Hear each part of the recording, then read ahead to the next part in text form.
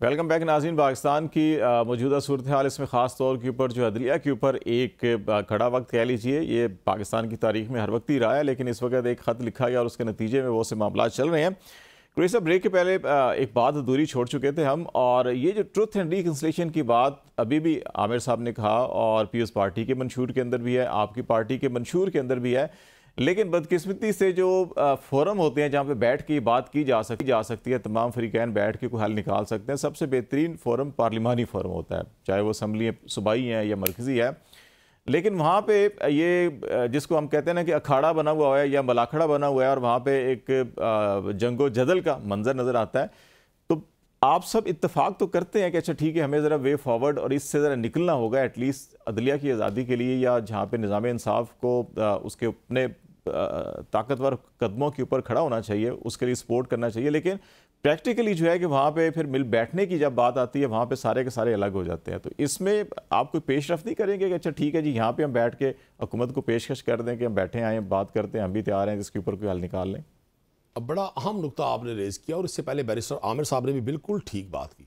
मैं उनकी बात को सेकंड करूंगा। This is the best time कि सारी पॉलिटिकल ताकतों को, तमाम स्टेक होल्डर्स को, जो पॉलिटिकल लोग हैं और जो बुनियादी तौर पे अवाम की नुमाइंदगी कर रहे होते हैं, जिन्हें अवाम का तर्जुमान समझा जाता है, जो एक कॉमन मैन की जो विश है, उसकी जो ख्वाहिशात हैं, उसका जो मुस्तकबिल है, उसके तहफ़्फ़ुज़ के ज़ामिन होते हैं। लेकिन साथ ही खालिद भाई एक बदनसीबी है हमारी। अब बैरिस्टर आमिर की वॉइस को या मेरी वॉइस को किसने सुनना है? उन्होंने बड़ी अच्छी बात की है, मैं तो सेकंड करूंगा इसको। हर जमात में मुख्तलिफ थिंक टैंक्स होते हैं, मैं बहरहाल उस थिंक टैंक का हिस्सा हूँ जो समझता है कि आज भी हमें टेबल से और डिबेट से, गुफ्तो शनीद से इन मसाइल को हल करना चाहिए। लेकिन बदनसीबी क्या है, आज से जो 5 साल पहले मुतासरा फरीक थे, जो अपने आप को कहा करते थे, क्लेम था उनका कि जी हम इस सारे सिस्टम से मुतासर हैं, हमारे साथ ये ज्यादतियाँ हो रही हैं, आज वो इक़्तिदार में है। और आपने खुद अभी फरमा दिया, मैंने भी देखा कि अभी वो चीज़ें प्रो भी नहीं हुई, अभी वो इन्वेस्टिगेट ही नहीं हुई, उनकी तहकीकात ही मुकम्मल नहीं हुई। हाई कोर्ट के जजेस हैं भाई, वो किसी एक गली के कॉमन स्ट्रीट बॉय ने कोई एप्लीकेशन नहीं दी, वो एक प्रोसेस से गुजरकर, जो हमारा जो मुरवजा प्रोसेस है उससे गुजरकर पाकिस्तान की एक आला अदालत के जजेस हैं, वो अपनी एक तकलीफ का इजहार कर रहे हैं, अपने ऊपर प्रेशर्स का इजहार कर रहे हैं, और हमारी फेडरल कैबिनेट उनके इस रवैये को नामुनासिब करार दे रही है। और साथ ही हो सकता है उनका ये राय ठीक हो, लेकिन क्या फिर उन्हें ये कमीशन बनाने की जरूरत थी? हमारा सबसे बड़ा मसला यही है। मैं तो इस पे कन्विंस हूँ जी, इन सारे मसाइल की जो बहुत बड़ी जिम्मेदारी है वो सियासी ताकतों पर है। जब हम इक़्तिदार की राहदारियों में होते हैं, हमारा रवैया बिल्कुल मुख्तलिफ होता है। जैसे ही हम अपोजिशन में आते हैं, हमें कानून की बालादस्ती, पार्लिमान की बालादस्ती, अवाम दोस्ती, जमहूरियत, गुरबत, अफलास, हर चीज़ नज़र आती है। लेकिन जैसे ही हम इक़्तिदार की सीढ़ियाँ चढ़ते हैं, हमारा रवैया बदल जाता है, हमारे टारगेट्स चेंज हो जाते हैं, हम अपने मुखालिफ को समझते हैं अब इसको सिर्फ जिंदा दरगोर करना ही मसले का हल है। हम उस वक्त डिबेट नहीं करना चाहते। और मुझे अफसोस के साथ ये कहना पड़ता है, इस वक्त तो जितनी अदाकारी हम सियासतदान करने लग गए हैं, बदनसीबी से सब साइड्स पर होंगे लोग, कि उनकी बात ही हमें नहीं समझ आती वो क्या चाहते हैं।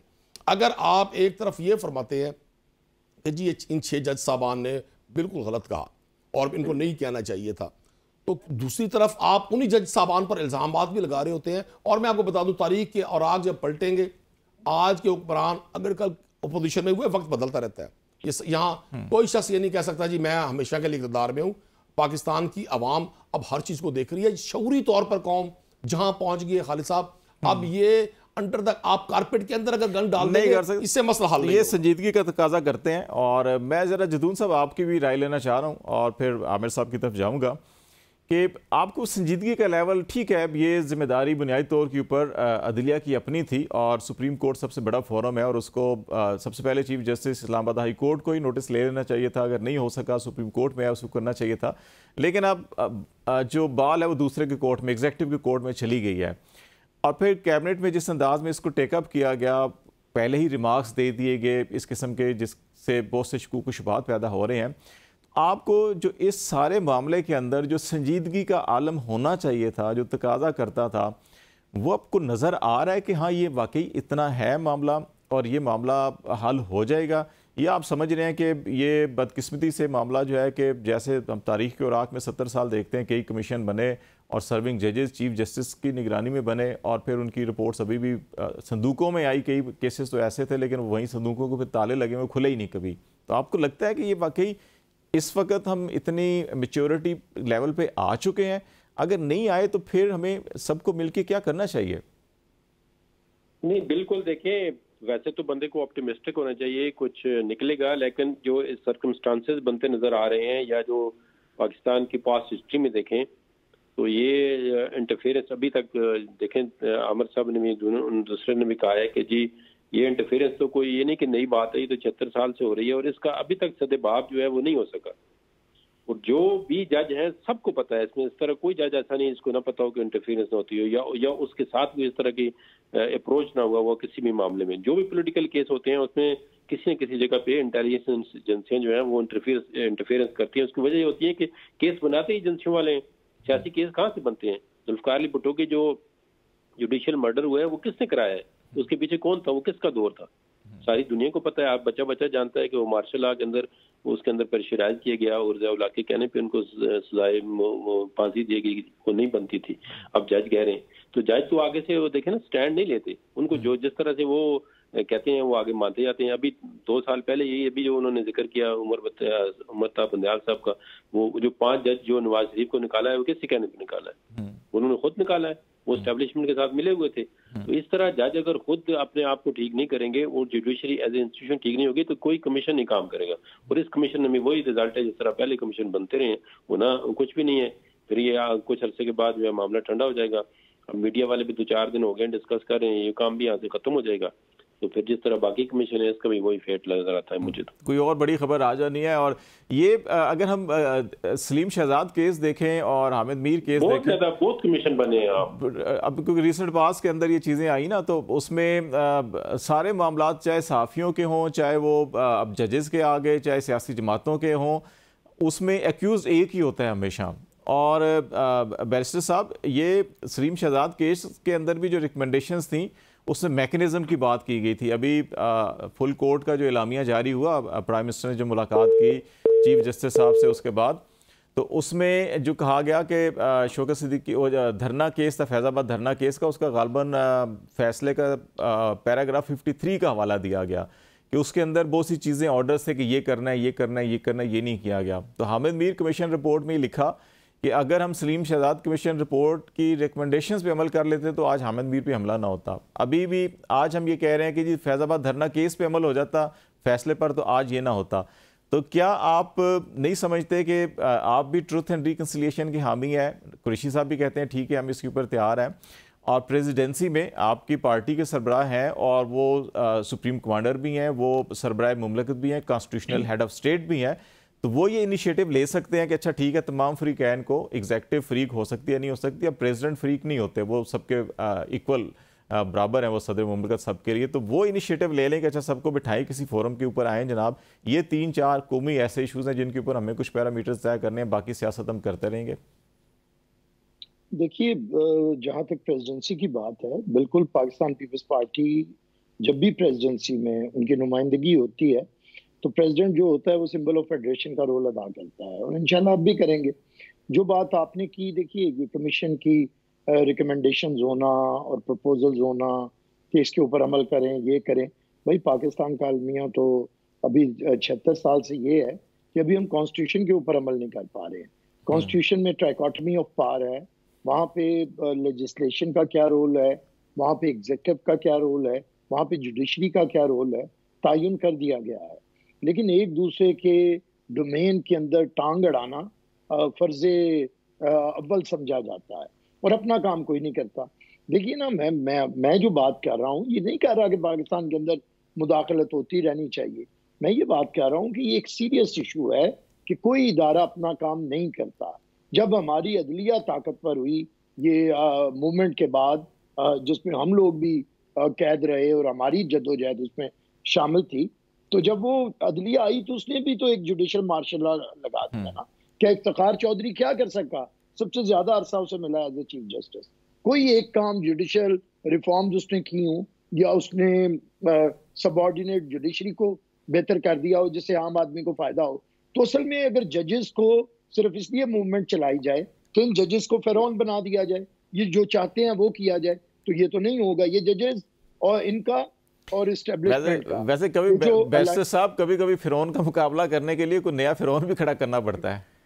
नहीं, तो ये फिरौन का मुकाबला फिरौन ही कर रहे हैं, इसीलिए कोई खैर बरामद नहीं होती, कोई ना कोई मूसा खड़ा करना पड़ेगा। इसीलिए तो मैं कह रहा हूँ कि प्रेसिडेंसी को इस्तेमाल करें, वहां सारे बैठे हैं जरा कुछ। नहीं, मैं आपकी इसी बात की तरफ आ रहा हूँ। देखिए, मैं जो खालिद जमील साहब अर्ज करना चाह रहा हूँ, वो ट्रूथ एंड रिकंसिलिएशन कमीशन हमने लास्ट टाइम भी कहा था, हम आज भी चाहते हैं।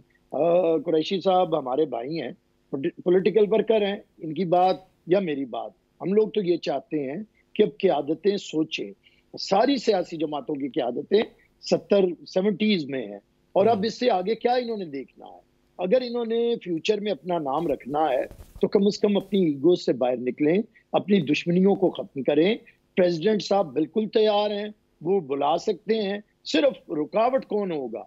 पीटीआई को अगर आज बनवा दें, और ये जो कह रहे हैं कुरैशी साहब कि हम तो कहते हैं टेबल पे, तो ये बैठने को तैयार हों, पाकिस्तान के अंदर ट्रूथ एंड रिकंसिलिएशन कमीशन बने, वो आइन पे अमलदारी की बात करे, वो फौज को या एस्टेब्लिशमेंट को कहे कि वो अपना किरदार अदा करें, वो पार्लियामेंट को कहे वो अपना किरदार अदा करे, वो जुडिशरी को कहें वो अपना किरदार अदा करे। हम फैसला करें कि पॉलिटिकल पार्टीज को हम पॉलिटिकल इंस्टीट्यूशन बनाएंगे। समाज जो 76 साल से डीपोलिटिसाइज हो रहा है, उसे हम पॉलिटिसाइज करेंगे। पाकिस्तान के अंदर अपनी सियासत करने के लिए ये जो है ना, प्ले करो, इससे हम और प्ले करेंगे, खेलेंगे, ये खेलना बंद करें। कभी जुडिशरी के कंधे पे रख के बंदूक, और कभी जुडिशरी वकीलों के कंधे पे रख के बंदूक चलाना बंद करें, अपना अपना काम करें। और पाकिस्तान के अंदर जिनका काम सियासत है उन्हें सियासत करने दें, और जिनका काम दिफा है उन्हें दिफा करने दें, जिनका काम इंसाफ है उन्हें इंसाफ करने दें। वैसे ये मुहावरा वो करे, ये मुहावरा अब ठीक करने की जरूरत है कि ये बाकी सारे तो जो है कि किसी ना किसी के कंधे पे हाथ रख के सियासत करते हैं, बंदूक तो सिर्फ एक के पास ही है, वो हर किसी का कंधा बारी बारी इस्तेमाल करते हैं। तो ठीक है, तो वो बंदूक वालों से, देखिए खालिद साहब, ये बंदूक वालों का मुकाबला कभी बंदूक से नहीं होता। बंदूक वालों का मुकाबला तदब्बुर से होता है। इसीलिए हर रियासत में कहते हैं बंदूक तदब्बुर और दानिश के ताबे होती है। तो अगर हम लोग सुलह कर लें तो ये बंदूक को तदब्बुर के ताबे कर लें, ये हम लोग दानिश के ताबे करेंगे। यही काम करने का ना, लड़ाई ना करें। सियासतदान आपस में लड़ते हैं। देखिए, अभी मैं बात बताऊं, ये आज सियासतदानों में क्या शोर है। चलो, PMLN की हुकूमत और PTI अपोजिशन में है। इनका मसला ये तो नहीं कि ये जमहूरी पाकिस्तान चाहते हैं, इनका मसला ये है कि उसकी हिमायत क्यों कर रहे हो, मेरी क्यों नहीं कर रहे। जैसे पहले मेरी तो कह रहे हैं कि सारे जरा इकट्ठे हो जाएं। ये वैसे बैरिस्टर साहब, PTI ने तो अभी एक पॉलिटिकल कमेटी भी अपनी बनाई हुई है, जो फजल रहमान साहब से भी मिल रही है, जो बाकी पार्टियों से भी मिल रही है। और ये तो हमसे तो नहीं मिलते, हमने तो इन्हें हुकूमत बनाने का भी कहा था। अभी चलो वो हुकूमत नहीं, वो हुकूमत में तो चलो नहीं आए, लेकिन एक जो हुकूमत होती है उसके ऊपर ज्यादा जिम्मेदारी होती है, तो वो इनिशिएटिव हुकूमत की तरफ से होता है हमेशा ही, मुज़ाकरात या इसका। तो मेरा ख्याल है कि पहल आपको करनी चाहिए। अगर ये फिर शामिल नहीं होते, इनकार करते हैं उस प्लेटफॉर्म पे आने से, कि तो फिर तो ये होंगे, पहल आपको कर लेनी चाहिए। कुरैशी साहब, ये गिला किसी हद तक ठीक है कि जब बार बार आपके प्लेटफॉर्म से भी ये अनाउंसमेंट आती है कि जी कि हम सबके साथ बैठ जाएंगे, लेकिन ये चोर और डाकू जो दो हैं इनके साथ नहीं बैठेंगे। तो अब जो भी है, जैसे भी है, असली है नकली है या आप ना माने, लेकिन दुनिया और पाकिस्तान के अंदर अदालतें, निज़ाम तो सारा यही कह रहा है कि हुकूमत जो है कि वो नून लीग की है और प्रेसिडेंसी जो है वो पीपल्स पार्टी के पास है। अब वो सारे पाकिस्तान के सदर हैं, तो आपको कुछ ना कुछ रास्ता तो निकालना पड़ेगा, कहीं इनके साथ बैठना तो पड़ेगा इस ट्रुथ रिकंसिलिएशन या इन पैरामीटर्स के ऊपर भी। देखिए, पाकिस्तान तहरीक इंसाफ की एक खुश नसीबी है और एक बदनसीबी है। खुश नसीबी है कि पाकिस्तान तहरीक इंसाफ ने इस सारे सिस्टम को चैलेंज किया है। बदनसीबी यह है कि हमारे जो अपोनेंट्स हैं उनके पास अपनी कोई कारकर्दगी नहीं है दिखाने के लिए। वो पाकिस्तान तहरीक इंसाफ की इस पॉपुलरिटी को, इस मकबूलियत को और लोगों के पाकिस्तान तहरीक इंसाफ के साथ ठहरने को एक बयानिया के जरिए क्रश करना चाहते हैं। वो बयानिया किया है कि जी हम नहीं बैठना चाहते, पाकिस्तान तहरीक इंसाफ जमहूरी लोग नहीं हैं, ये तो जनाब बड़े फसादी लोग हैं। ये एक बयानिया पिछले 5-6 माह से चल रहा है, अब उसको बाकायदा प्रमोशन दी जा रही है। इन्हीं लोगों के साथ जब PDM की गवर्नमेंट थी तो पाकिस्तान तहरीक इंसाफ ने नए इंतखाबात के लिए जो नशिस्तें हुई, जो कमेटियाँ बनी थी सेनेट की और कौमी असम्बली की, तो गुफ्तो शनीद हुई थी। इमरान खान साहब ने 12 कहा था कि मैं सिवाय करप्शन के हर बात पर बैठने के लिए तैयार हूँ, लेकिन जब जहाँ मौजूदा हुक्मरानों का रवैया ये हो कि वो ये बरबला टीवी चैनल्स पर बैठ कर कहें कि जी 2 में से 1 रहेगा, या ये रहेंगे या हम रहेंगे, तो मुझे बताएं वहां डिबेट की गुंजाइश कौन सी बच जाती है? लेकिन वो मेरे पीपल्स पार्टी के प्लेटफॉर्म से नहीं हो रही, वो नून लीग के राना साहब अक्सर इस किस्म के बयान देते हैं। बाकी तो पीपल्स पार्टी, इसमें कोई शक नहीं है, पीपल्स पार्टी में बहुत ज्यादा, चूंकि पीपल्स पार्टी पाकिस्तान की वो वाहिद पॉलिटिकल पार्टी है जिसने बड़ी डेमोक्रेसी के लिए बड़ी तकालीफ बर्दाश्त की, ठीक है। अब बहुत जो हमारे इनके साथ इशूज हैं वो अलग बाद में डिबेट हो जाएगी, लेकिन डोमिनेट तो इस वक्त पीएमएलएन कर रही है ना जी। पीपल्स पार्टी तो इस वक्त, जो मुझे एज ए पॉलिटिकल वर्कर मैं समझ रहा हूं, पीपल्स पार्टी तो किसी स्पेस के इंतजार में है। उनका पार्टी सारी सिचुएशन एंजॉय कर रही है। उनकी जो ये अरेंजमेंट है ना जी, ये हुब्बे अली में नहीं है, ये बुग़्ज़ माविया में है, ये किसी वक्त के इंतजार में है। क्योंकि पीपल्स पार्टी चाहती है पंजाब में जो उनका हाल हुआ है पीएमएलएन का भी वो हो जाए, और वो हो गया है। लेकिन अगर पीपल्स पार्टी, आपने बिल्कुल ठीक कहा, प्रेसिडेंट जरदारी के क्या ये उनके बारे में तासुर रहा है कि वो मफाहमत करवा सकते हैं, तो उनका ये वक्त है, यही वक्त होते हैं स्टेप्स लेने के। नारे लगाने से पॉलिटिकल लोगों को, मैं एक पॉलिटिकल वर्कर हूं, मैं आज भी इस बात पर कन्विंस हूं, अपनी राय के मुताबिक कोई माने या ना माने, इन मसाइल को यहां तक पहुंचाने में 80 to 90% पॉलिटिकल लोगों के रवैयों का अमल दखल है। ये सियासी लोग जब इक़्तिदार में होते हैं बिल्कुल मुख्तलिफ होते हैं, अपोजिशन में होते हैं ये बिल्कुल मुख्तलिफ होते हैं। जिनको ये अपना विलन करार देते हैं अपोजिशन के दिनों में, वही लोग इनके हीरोज होते हैं गवर्नमेंट के दिनों में। अगर ये दोनों जगहों पर एतदाल के साथ चलें, तदब्बुर के साथ चलें, तहम्मुल के साथ चलें, और ये सोच लें।